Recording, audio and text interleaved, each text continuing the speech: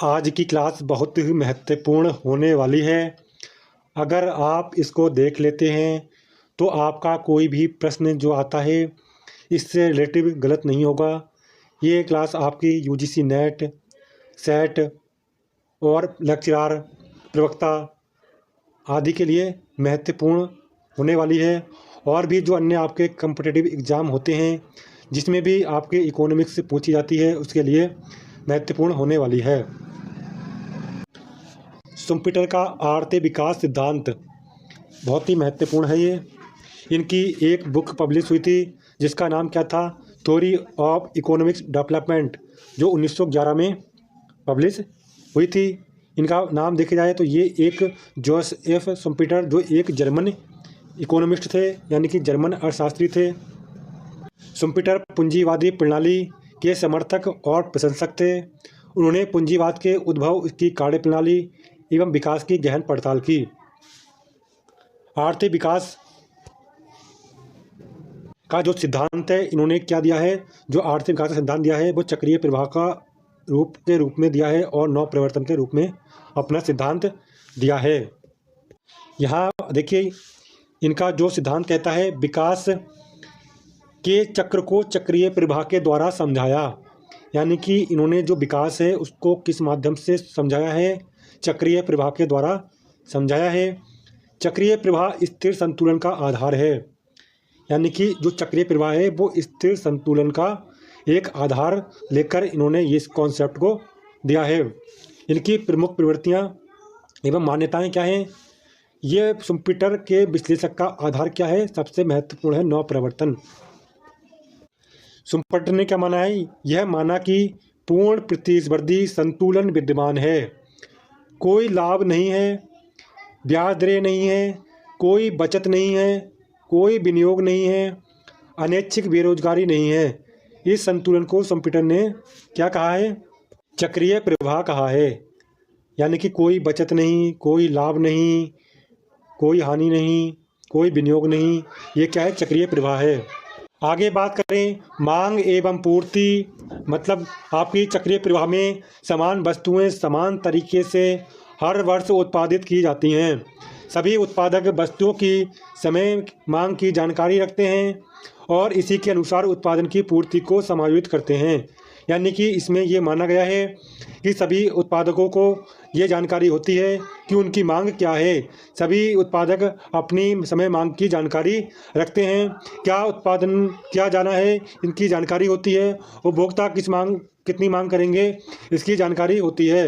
यानी कि उत्पादकों को ये सारी जानकारी होती है, इनमें मांग और पूर्ति की जानकारी दी हुई मानी गई है।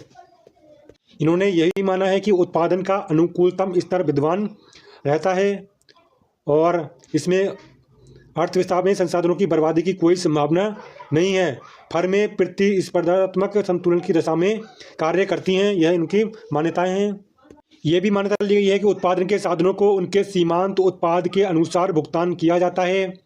चक्रीय प्रवाह को तोड़ना सबसे महत्वपूर्ण पॉइंट यही है। इन्होंने चक्रीय प्रवाह को तोड़ना सबसे, यानी कि जो दिया है बहुत महत्वपूर्ण रूप से दिया है, यही पूरे सिद्धांत का इनका सूत्रधार है। इस दशा को विकास हेतु प्रायोगिक एवं संगतिपूर्ण बनाने के लिए प्रवाह प्रणाली में परिवर्तन लाने आवश्यक होंगे। शुम्पीटर के अनुसार व्यवसाय में असीमित अवसर होते हैं जिनका उद्यमी विदोहन करता है। इस द्वितीय प्रक्रिया की शुरुआत नव प्रवर्तन के द्वारा ही संभव है। यानी कि इन्होंने अपने सिद्धांत में नव प्रवर्तन को महत्वपूर्ण माना है।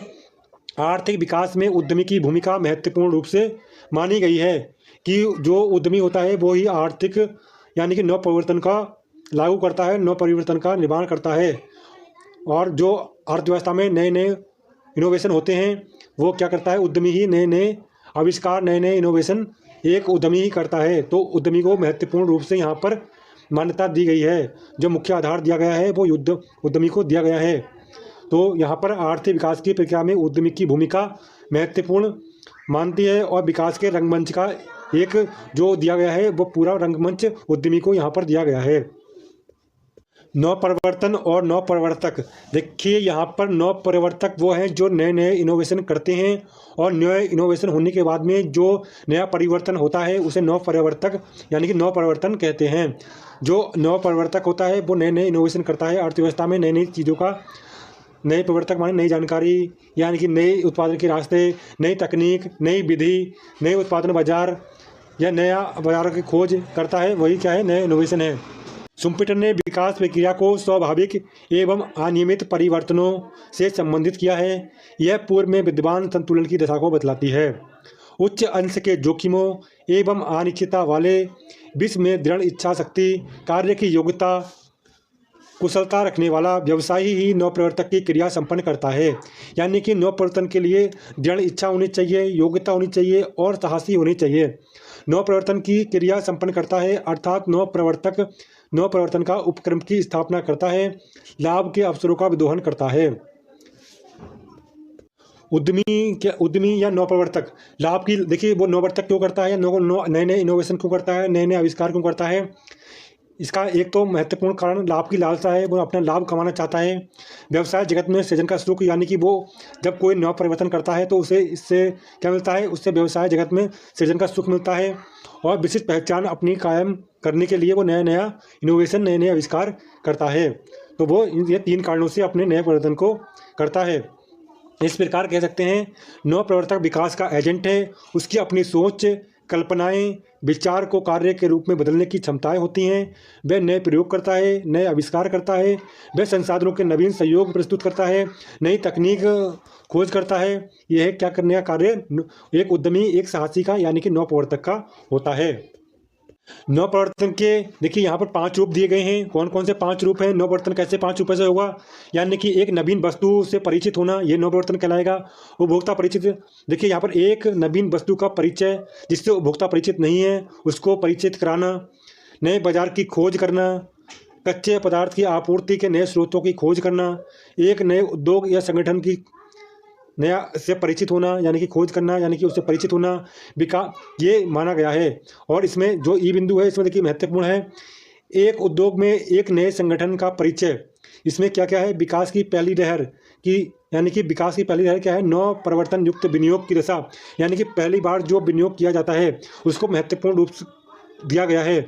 यानी कि पहली बार जो विनियोग किया जाता है उससे ही क्या होता है, पहली बार नए आविष्कार होता है। बाकी क्या करते हैं, और उद्यमी उसका अनुसरण करते हैं। जब नए उसका अनुसरण किया जाता है तो क्या होता है, धीरे धीरे जो उसे नव परिवर्तन का किया गया था, मार्केट में जो नया परिवर्तन किया गया था, यानी कि जो नया आविष्कार किया गया था उसका लाभ धीरे धीरे कम होने लगता है। जब उसका सभी लोगों को उसके बारे में जानकारी हो जाती है, नए नए जो उत्पादक यहाँ पर किया गया है, नए उत्पादक के द्वारा नया परिवर्तन किया गया है, नया इनोवेशन किया गया है, उसकी जानकारी अन्य लोगों को हो जाती है तो उसके लाभ कम होने लगते हैं।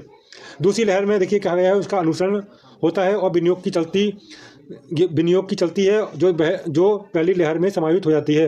यानी कि पहली लहर क्या है, जो आपके नव परिवर्तन की है, जिससे कि विनियोग की दशा में क्या होता है, जब नव परिवर्तन किया जाता है तो पहली लहर शुरू हो जाती है, और पहली लहर के बाद में दूसरी लहर शुरू होती है। जो और उद्यमी होते हैं उनका अनुसरण करते हैं।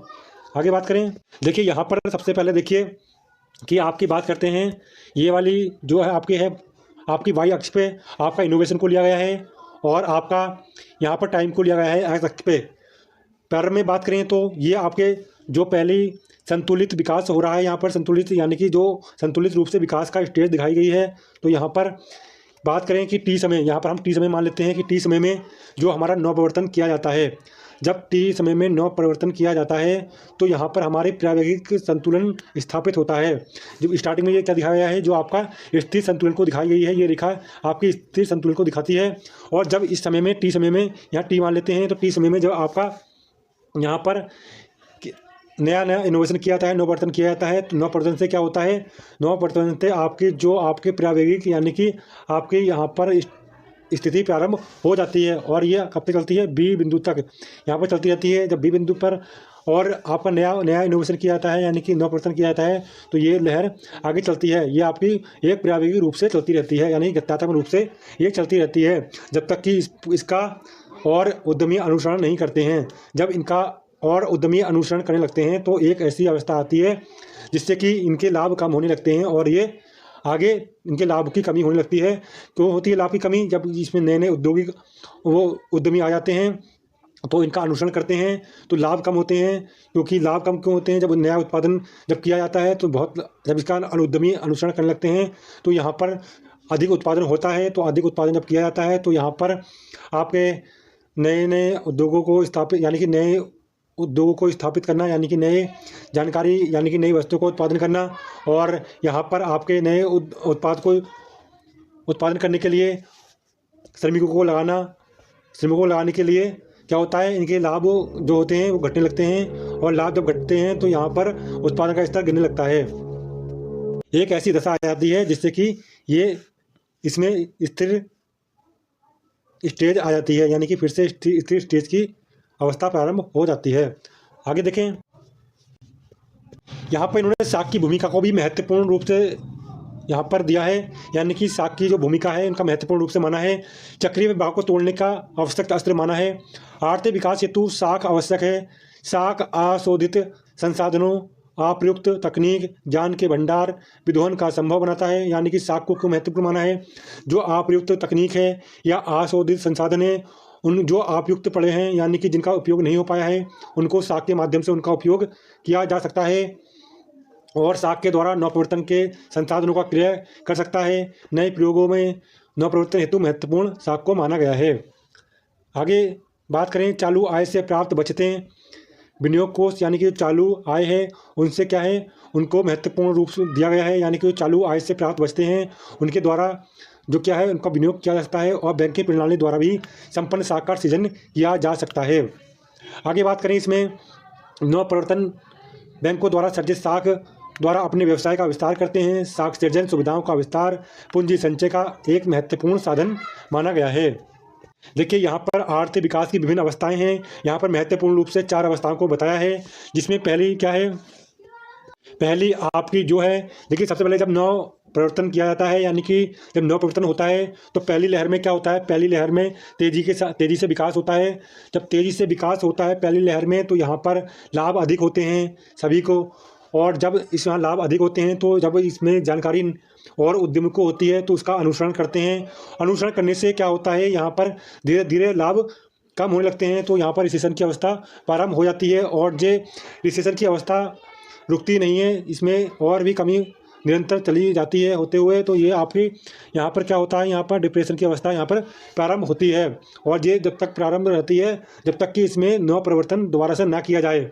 फिर क्या होता है, इसमें नया परिवर्तन किया जाता है, नवप्रवर्तन के माध्यम से फिर से इसमें विकास करने की कोशिश की जाती है और नवप्रवर्तन किया जाता है। जब नवप्रवर्तन किया जाता है तो यहाँ पर क्या होता है, रिवल होता है और रिवल के बाद में यहाँ पर फिर क्या होता है, यहाँ पर आपकी धीरे धीरे यहाँ पर पुनरुत्थान की स्थिति शुरू हो जाती है। यानी कि यहाँ पर सबसे पहले क्या होता है, यहाँ पर आपका यहाँ पर तेज़ी से विकास होता है, फिर यहाँ पर क्या हो जाता है, रिसेशन होता है, फिर यहाँ पर डिप्रेशन हो जाता है, फिर यहाँ पर आपका फिर से क्या होता है, यहाँ पर नवप्रवर्तन किया जाता है और ये आपकी प्रक्रिया चलती रहती है। ऐसे ही ये प्रक्रिया चलती रहती है, तो उतार चढ़ाव आते रहते हैं। नवप्रवर्तन के माध्यम से इस पर विकास जारी रहता है। तो ये जो प्रारंभिक बिंदु दिखाया गया है ये आपका स्थिर संतुलन को प्रदर्शित कर रहा है। और जब नवप्रवर्तन होता है तो यहाँ पर उतार चढ़ाव यहाँ दिखाए गए हैं, उतार चढ़ाव होते रहता है और नवप्रवर्तन के माध्यम से ये स्थिति विकास के माध्यम को आगे बढ़ाती रहती है। तो ये आपकी महत्वपूर्ण क्लास थी, अच्छी लगी हो तो लाइक कर दें। जय हिंद।